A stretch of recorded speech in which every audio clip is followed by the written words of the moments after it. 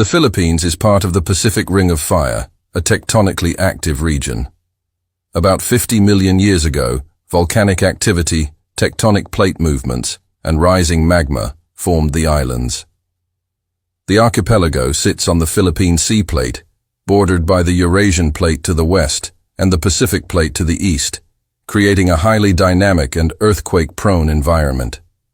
Over millennia, the volcanic soil enriched the land, giving rise to lush tropical forests.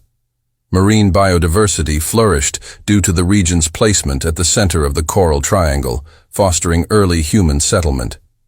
Fossil evidence, such as the Calao Man, discovered in Cagayan Valley, dated to about 67,000 years ago, suggests an early hominin species, Homo luzonensis, lived in the Philippines. This species likely coexisted with other hominins, such as Homo erectus and Homo floresiensis.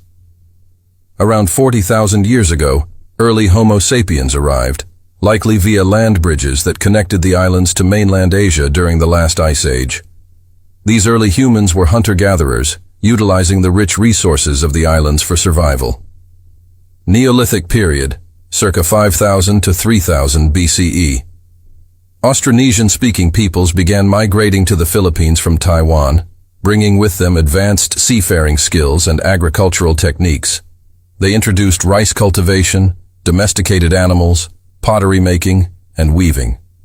Early communities were organized around kinship and trade, forming proto-barangays, small villages. Animism was the dominant belief system, with spirits believed to inhabit natural elements. Metal tools and weaponry, circa 1000 BCE 500 CE.